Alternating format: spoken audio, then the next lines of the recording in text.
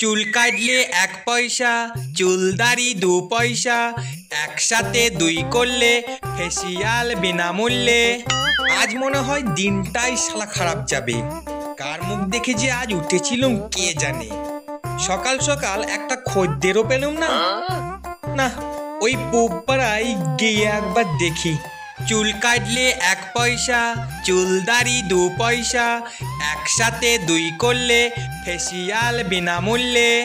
আরে ও ভোলা নাপিত, এদিকে এদিকে এসো একবার। আগে আসছি আসছি। দাও তো নাপিত, আমার দাড়িটা একটু কামিয়ে দাও তো দেখি।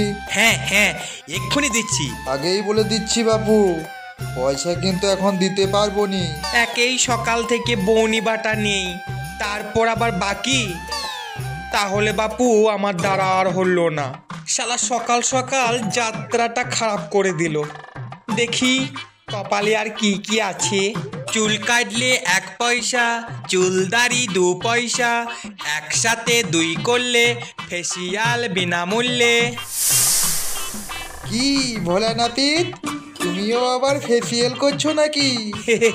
ওই চুলদারি একসাথে কাটলে ফেসিয়ালটাও বিনামূল্যে করে দিচ্ছি, এই আর কি। ও আচ্ছা আচ্ছা, তা নাপিত আমার বগলের চুলগুলো একটু কামিয়ে দাও তো দেখি। শালা বজ্জাত, আমার সাথে মশকরা হচ্ছে? এই খোঁজটা দেখেছিস? তোর গলায় একদম বসিয়ে দেব। শালা আজকের দিনটাই খারাপ। নাপিত পালালে কেন? এসো এসো।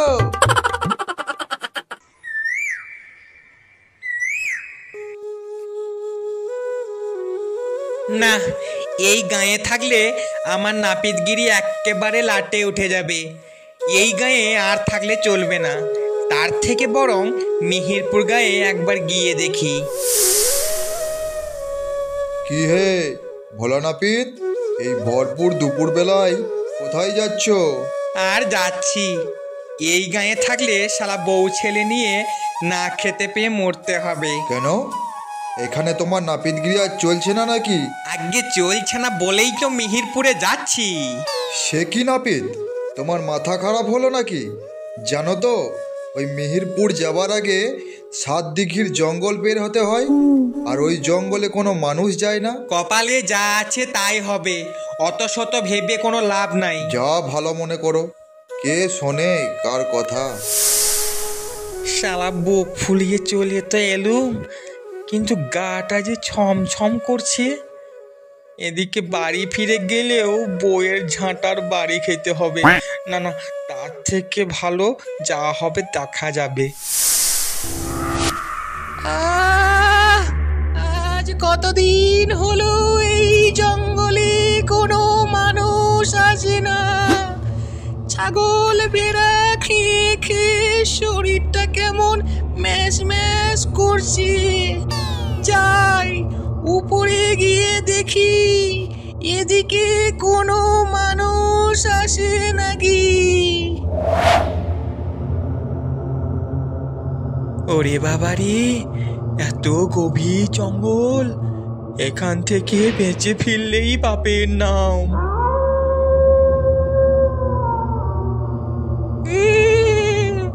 ওই তো এদিকে একটা মানুষ আসছে। আজ ওর নরম নরম মাংস দিয়ে বিরিয়ানি করে খাবো। গিন্নিটাও আবার বলছিল কতদিন মানুষের লেগ পিস খাইনি, আজ গিন্নি ভীষণ খুশি হবে।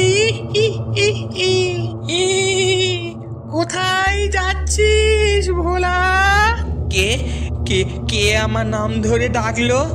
আমি রে ভোলা, আমি। কে? সামনে আয়, সাহস থাকলে আমার সামনে আয় বলছি।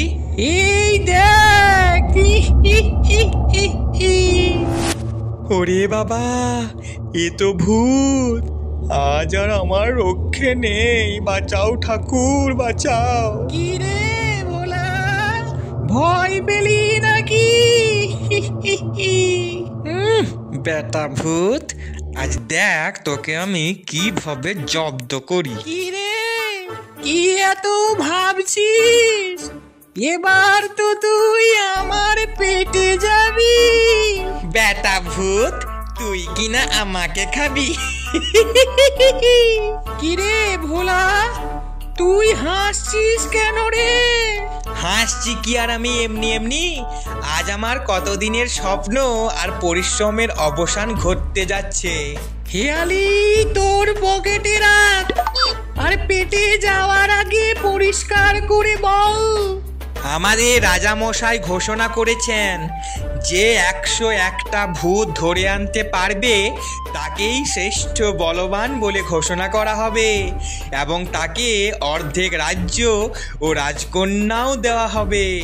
কত পাহাড় পর্বত বনজঙ্গল ও পোড়াবাড়িতে হানা দিয়ে 100 ভূতকে বন্দি করতে পেরেছি। তোকে কবজায় পেয়ে 101 শিকার পূর্ণ হলো। তুই এখন আমার কাছে বন্দি। এই দেখ। এ কি? এ তো আমার মুখ। আমাকে মুক্ত করে দাও ভাই। তোমাদের রাজা তোমাকে অর্ধেক রাজ্য আর রাজকন্যা দেবে, তাই তো? আমি তোমাকে 7 রাজার ধন দেব। তা দিয়ে তুমি পেয়ে যেতে পারো 7 রাজকন্যাও। তা তুই এত ধন কোথায় পাবি? আর পেলেই বা আমি কেমন করে বাড়ি নিয়ে যাব? সে কোনো চিন্তাই নেই কর্তা, আমার অনেক শক্তি। আপনার পেছনের বটগাছের নিচে সেই সব সম্পত্তি আছে, আর তা পৌঁছে দেবার দায়িত্ব আমার। ওই দেখুন কর্তা।